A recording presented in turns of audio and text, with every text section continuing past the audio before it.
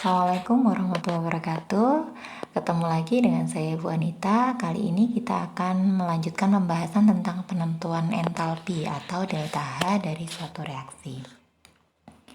Materi ini masih kita pelajari di kelas 11. Cara penentuan entalpi reaksi bisa dilakukan dengan 4 cara. Yang pertama dengan kalorimeter, yang kedua menggunakan prinsip hukum Hess, yang ketiga dengan menggunakan data entalpi pembentukan standar, dan yang keempat dengan menggunakan data energi ikatan.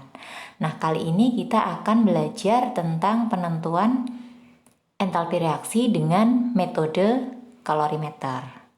Nah, apa sih yang dimaksud kalorimeter itu? Kemudian bagaimana caranya?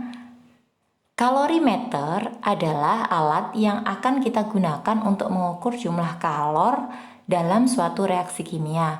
Sementara prosesnya disebut sebagai kalorimetri.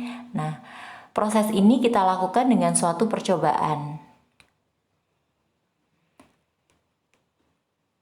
Prinsip kerja kalorimeter menggunakan azas Black, yaitu kalori yang dilepas harus sama dengan kalori yang diterima. Ketika dua buah benda didekatkan, maka akan terjadi perpindahan kalor hingga mencapai kesetimbangan termal. Jenis-jenis kalorimeter ada 2 macam. Yang pertama adalah kalorimeter Bohm, dan yang kedua adalah kalorimeter larutan. Masing-masing akan kita ulas setelah ini. Yang pertama yaitu kalorimeter Bohm. Kalorimeter Bohm ini memiliki bagian yang sangat kompleks.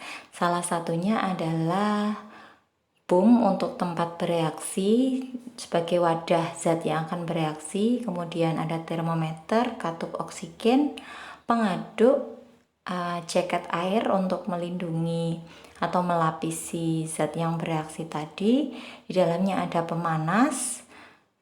Kalorimeter Bohm ini digunakan untuk mengukur jumlah kalor pada pembakaran sempurna.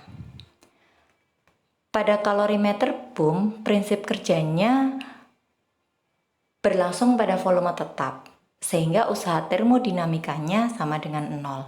Sementara yang kedua, kalorimeter larutan, atau kita bisa juga menyebutnya dengan kalorimeter sederhana, karena bagiannya sangat simpel, terdiri dari cangkir styrofoam yang di dalamnya berisi campuran zat yang bereaksi, dilengkapi dengan termometer dan pengaduk. Nah, kalau kalorimeter larutan ini umumnya digunakan untuk mengukur kalor pada reaksi larutan, misalnya penetralan, kalor pelarut, maupun kalor pengenceran. Prinsip kerjanya berlangsung pada tekanan konstan. Yang paling sederhana bisa dibuat dari cangkir kopi bahan styrofoam. Untuk menentukan entalpi reaksi, kita perlu dulu menghitung yang namanya kalor reaksi. Kalor reaksi sama dengan jumlah total dari kalor kalorimeter ditambah dengan kalornya larutan. Besarnya sama, hanya saja nilainya berlawanan. Jika kalor reaksinya positif, maka kalor total bernilai negatif. Nah, Ki kalorimeter sendiri bisa kita hitung dari C besar dikali delta T, sementara Ki larutan diperoleh dari massa kali C kecil kali delta T. Perbedaannya, C besar adalah kapasitas kalorimeter dalam satuan Joule per derajat Celcius, sementara C kecil adalah kalor jenis air atau larutan. Satuannya Joule per kilogram derajat Celcius. M adalah massa larutan atau massa airnya, dan delta T adalah perubahan suhu.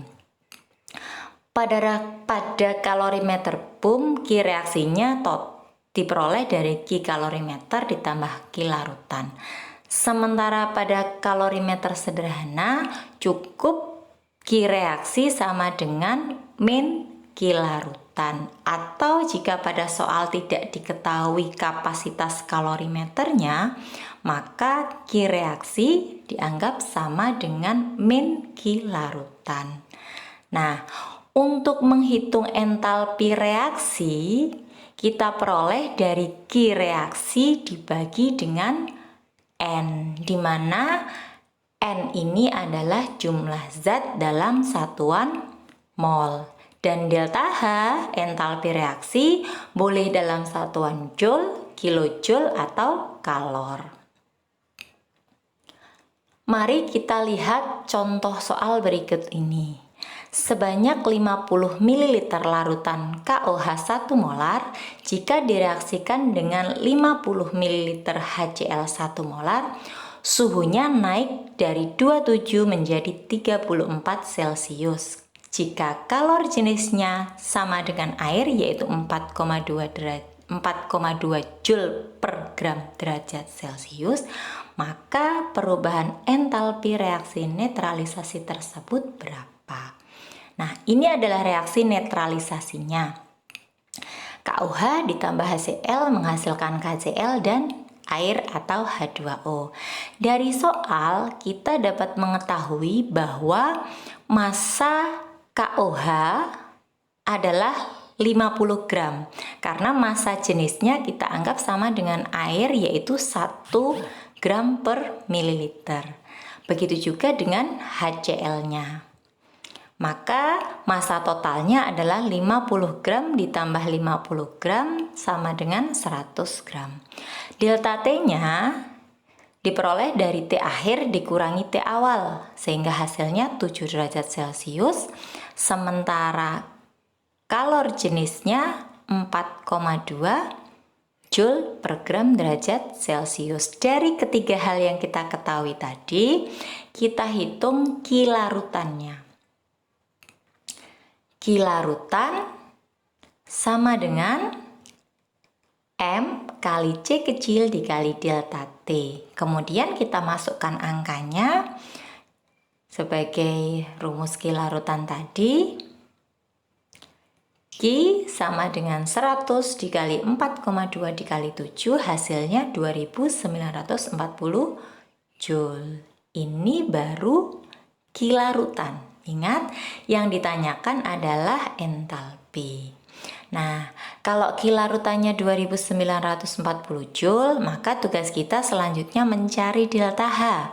Ingat, delta H sama dengan Q reaksi, sementara Q reaksi tadi sama dengan min Q larutan. Sehingga delta H sama dengan min Q larutan per N. Di dalam reaksi tadi, kita belum mengetahui jumlah zatnya berapa. Jadi kita harus cari dulu berdasarkan soal. Jumlah zat KOH kita peroleh dari volume KOH dikali molaritas KOH. Nah, karena volumenya dalam satuan mililiter, kita ubah ke liter. Ketemunya 0,05 mol, yang HCl ternyata sama 0,05 mol. Nah, karena perbandingannya 1:1, maka KCl yang dihasilkan juga perbandingannya 1. Maka jumlah zatnya sama, yaitu 0,05 mol. Nah, kemudian kita masukkan ke persamaan tadi. Hasilnya yang KCl tadi, maka delta H sama dengan min 2940 Joule per 0,05 mol. Hasilnya min 58.800 Joule per mol atau min 58,8 kilojoule per mol. Tanda min itu menunjukkan bahwasanya reaksi netralisasi ini berjalan sebagai reaksi eksoterm. Sampai ketemu pada pembahasan penentuan entalpi reaksi berikutnya. Terima kasih sudah bersedia menonton. Assalamualaikum warahmatullahi wabarakatuh.